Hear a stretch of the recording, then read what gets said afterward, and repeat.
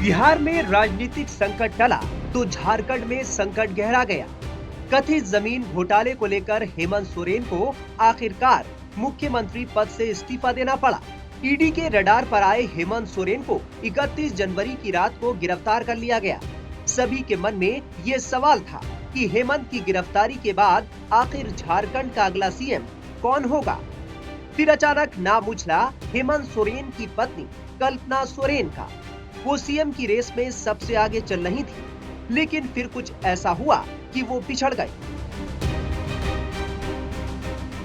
अब चंपई सोरेन झारखंड के नए मुख्यमंत्री होंगे।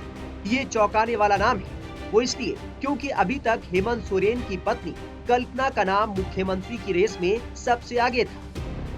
लेकिन 31 जनवरी को विधायक दल की बैठक हुई तो चंपई सोरेन को नेता चुन लिया गया।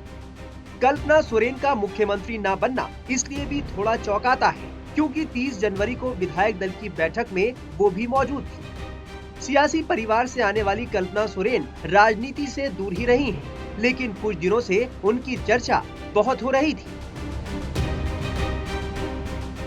बीजेपी सांसद निशिकांत दुबे के मुताबिक जेएमएम के 29 में से 18 विधायक कल्पना सोरेन को मुख्यमंत्री चुने जाने के लिए राजी नहीं थे। निशिकांत दुबे ने यह भी दावा किया कि 18 विधायक कल्पना सोरेन के बजाय हेमंत सोरेन के भाई बसंत सोरेन को सीएम बनाने की मांग कर रहे थे। इतना ही नहीं, बताया ये भी जा रहा है कि मुख्यमंत्री की रेस में सीता सोरेन का नाम भी सामने आया था। सीता सोरेन हेमंत सोरेन के बड़े भाई दुर्गा सोरेन की पत्नी है। दुर्गा सोरेन का 2009 में निधन हो गया था। माना जा रहा है कि ऐसे में अगर परिवार के बड़ों को दरकिनार कर कल्पना सोरेन को मुख्यमंत्री बनाया जाता तो परिवार में टूट हो सकती थी।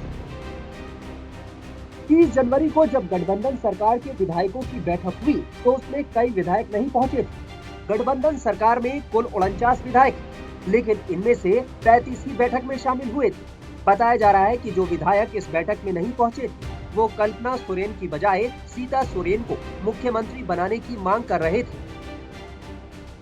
कल्पना सोरेन को मुख्यमंत्री न चुने जाने के पीछे की एक वजह उनका विधायक न होना भी माना जा रहा है। कल्पना सोरेन भले ही सियासी परिवार से हो, लेकिन राजनीति से वो अब तक दूर ही रही। कल्पना सोरेन को अगर मुख्यमंत्री बनाया जाता तो संविधान के तहत उन्हें 6 महीने के अंदर विधानसभा का सदस्य बनना पड़ता, यानी कि किसी सीट पर उपचुनाव करवाया जाता। लेकिन माना जा रहा है कि चुनाव आयोग शायद उपचुनाव के लिए राजी न होता। वो इसलिए क्योंकि इसी साल नवंबर-दिसंबर में झारखंड में विधानसभा चुनाव होने हैं। ऐसे में अगर उपचुनाव नहीं होते तो कल्पना को मुख्यमंत्री पद से इस्तीफा देना पड़ता।